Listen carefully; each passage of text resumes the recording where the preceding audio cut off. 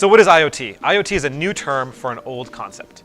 We've been doing IoT for many years, but recently we've coined the phrase. In the past, we might have heard this called M2M, for machine to machine, or it may have had no specific name at all. But we've been fundamentally connecting devices to the internet for a number of years. What's unique now, I think, is that it's much more accessible, and as a result of the accessibility, there's a whole industry that's grown up around the technology, and that's given rise to the name. To do an IoT project, you often have many different components and disciplines involved. You have hardware and electronics engineers that are focused on the actual device. Then you have application developers that are building some logic that we interact with. So if the device says it senses something in the environment, the application reacts to that sensing. We also then have oftentimes data analysts that are taking the data collected over time and gaining insights from it. So whereas the application developers are often focused on how we react in real time to the sensors, the data analysts are concerned with how we react over time to a larger set of data. And then to support these other teams, you need infrastructure teams that will deploy the stuff to AWS. These teams set up the underlying services that support the ongoing operation. They monitor and maintain the environments, and they often build and maintain the DevOps pipelines to deploy these applications. Companies often adopt IoT initially to monitor the performance of their devices in the field. So one of the first use cases we'll see customers undertake is, hey, I just want to know how this thing is performing in the field. I want to grab the data and I want to utilize that data to do preventative maintenance or to remove failures from my product's development and to improve overall product quality.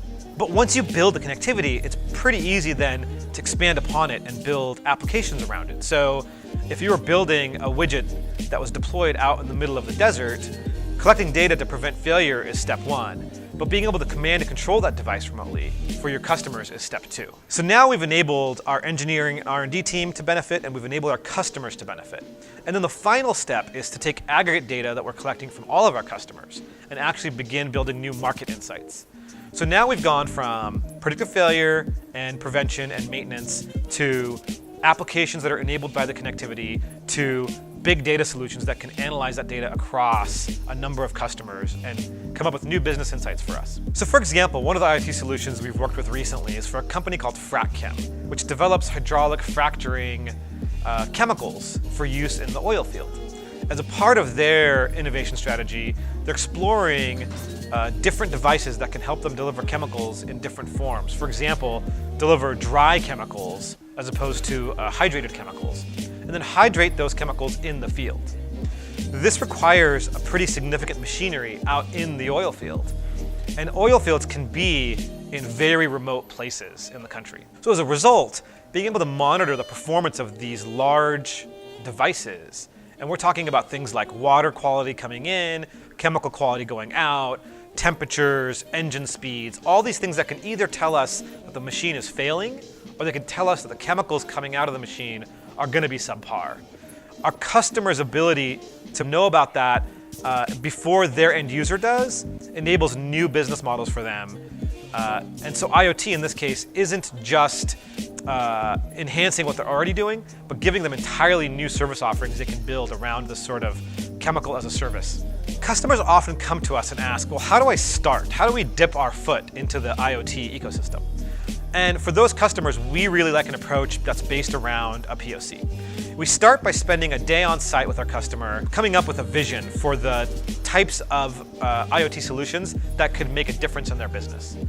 Based on that one-day workshop, we identify a proof of concept that we could build in 4 to 6 weeks. We take that back, and in our lab, we build hardware, software, and cloud components that support that use case in just a matter of weeks.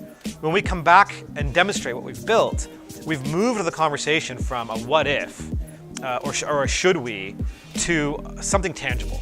We can now touch and see and feel the impact of this device on the customer's business, and it moves the conversation forward for our customers much more rapidly than any other approach we've seen.